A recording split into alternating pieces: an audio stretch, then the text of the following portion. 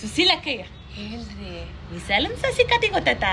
ಓ ಗೊತ್ತಾಯ್ತು ಕಣ್ರಿ, ನಮ್ಮ ಮನೆಯವರು ಹೇಳ್ತಿದ್ರು. ಎಂತ ಇವಾಗ ಬೆಂಗಳೂರು ಕತಿ, ಬೆಂಗಳೂರು ಸಸಿ ಅಂತ ಹೇಳಿ ಕುಣಿಸಿ ಮೊನ್ನೆ ಇವ್ರು ಹೋತಾರಂತೆ ನೀರ್ ಹೊಡೆಯನಂತ ಜೆಟ್ ಎಂತದ್ದು ಹಾಳಾಗಿದೆ ಅಂತ ನೋಡ್ತಾರಂತೆ. ಸೂಟ್ ಕೇಸ್ ಹಿಡ್ಕೊಂಡು ಚೆಡ್ಡಿಲೆ ಆಂಗ್ಲದಲ್ಲಿ ನಿಂತಾಳಂತೆ ಕಣ್ರಿ. ಬೇಬಿ ಖಮ್ ಅನ್ನದಂತೆ ಕಣ್ರಿ. ಇವರು ನಿಮಗ್ ಗಂಡ ಅಂತ ಗೊತ್ತಾಯ್ತಾ? ನಮ್ಮನೆ ಇವ್ರು ವಿಶಾಲನ್ ಮಗ ಬಂದನೇನ ಸಣ್ಣವನು ಅಂತ ಆಮೇಲೆ ಎಂತದಂತ ನೋಡ್ತಾರಂತೆ. ಹಿಂದಿನ ಚಂದ್ರನಿ ಚೂರು ಕುಡ್ಕೊ ಬಂದಿದಂತೆ, ಗೊತ್ತಲ್ಲ ನಿಮ್ಗೆ.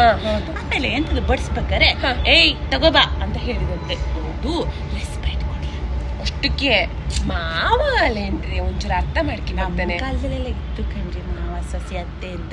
ಈಗಿನವ್ರು ಯಾರು ಕೇಳ್ತಾರೆ? ನಾನ್ ಮೊನ್ನೆ ದರ್ಗಿಗ್ ಹೋಗಿದ್ನಲ್ಲ, ಏನ್ 10 ಗಂಟೆಗೆ ಎದ್ದಿದ್ಲೇನಾ, ಚಡ್ಡಿ ಹಾಕೊಂಡು ಅದೇ ತೂಗ್ತಾರಲ್ಲ ಅದ್ರ ಮೇಲೆ ಉಯ್ಯಾಲೆ ಅದ್ರ ಮೇಲೆ ಕಾಲ್ ಹಾಕೊಂಡ್ ಕೂತಿದ್ಲು. ಮತ್ ಮನೆ ಬಿಟ್ಟು ಹೋಗ್ದೆ. ಅವಳಿಗೆ ಇಲ್ಲಿ ಎಲ್ಲ ಸೆಟ್ ಆಗುದ್ಲ, ಬೆಂಗಳೂರಿಗೆ ಹಾರನ ಅಂತ ಗಂಡನ ಜೊತೆ. ಇವಾಗ ಹೇಳುದಂತೆ, ಒಂದ್ ವಾರಕ್ಕೆನೆ ಡ್ರೈವರ್ಸ್ ಬೇಕು.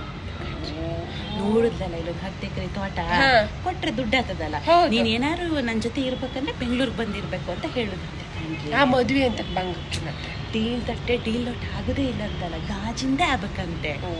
ಮತ್ತೆ ವಾರಕ್ಕೊಂದ್ಸರಿ ಹೊರಗಡೆ ಹೋಗಿ ಎಂತಾರು ತಿನ್ಬೇಕು ಅಂತಾನೆ ಹೇಳುದಂತೆ. ಭಾರಿ ಕಷ್ಟ ಇದೆ.